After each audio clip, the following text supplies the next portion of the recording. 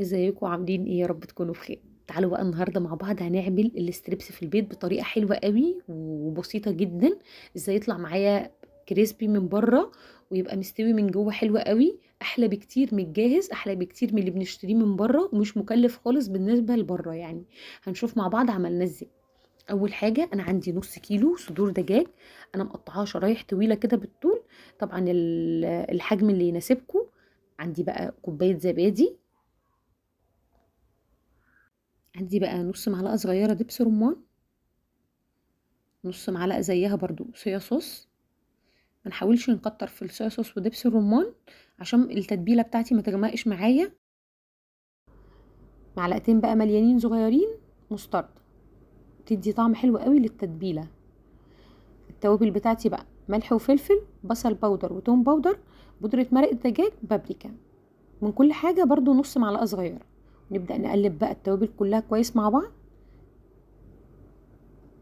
ونسيبها تقريبا في التلاجة ساعتين. ممكن طبعا لو سيبناها قبليها بيوم بتبقى حلوة برضو جدا. انا تقريبا سبتها حوالي ساعتين.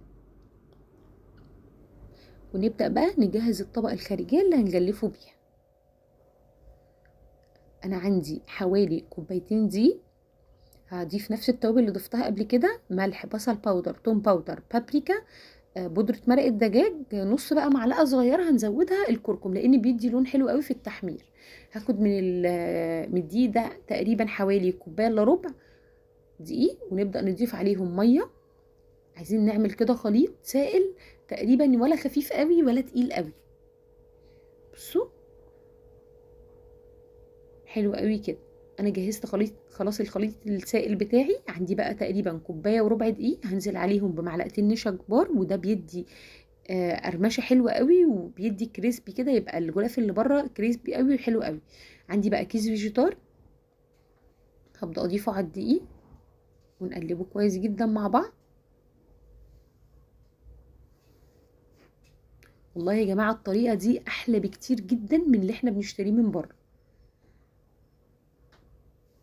بصوا، عندي بقى البانيه بتاعي قعد في التلاجة تقريبا حوالي ساعتين.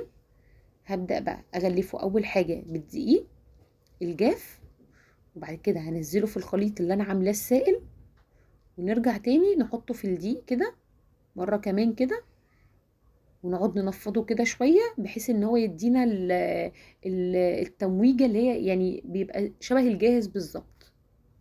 نعمل بقى الكمية بتاعتي كلها، وأدام عملته في الخليط ده يا جماعة خلاص لازم يتقلي. ما ينفعش اعمله في الخليط ده وبعد كده اسيبه في التلاجة تاني، لا، هو مجرد ما بعمله بنحمره على طول. هعمل الكمية بتاعتي بقى كلها بنفس الطريقة كده. بصوا، حلو قوي. عندي بقى الزيت بتاعي مسخناه كويس، هبدأ انزل عليه درجة حرارة يعني عالية، الزيت يبقى سخن عندي. مجرد بس ما ينزل كده وشوية، وهوطي عليه الحرارة شوية بحيث ان هو يستوي حلو جدا من جوه، وفي نفس الوقت ما ياخدش يعني ما يتحرقش مني، يعني يستوي كويس جدا وياخد اللون الحلو قوي بتاعه.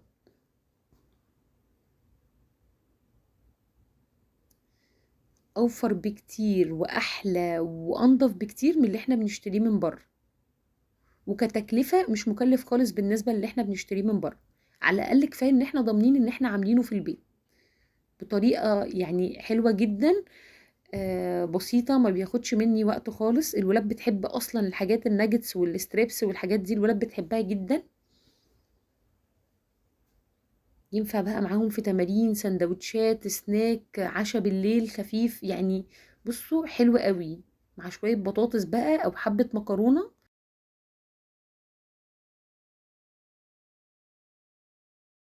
بصوا، حتى هو بيتقلي مدي لون حلو قوي. مش عايزة اقول لكم بقى قرمشته تحفة، احلى بكتير وانضف واطعم. مش عايزه اقول لكم طعمه خطير.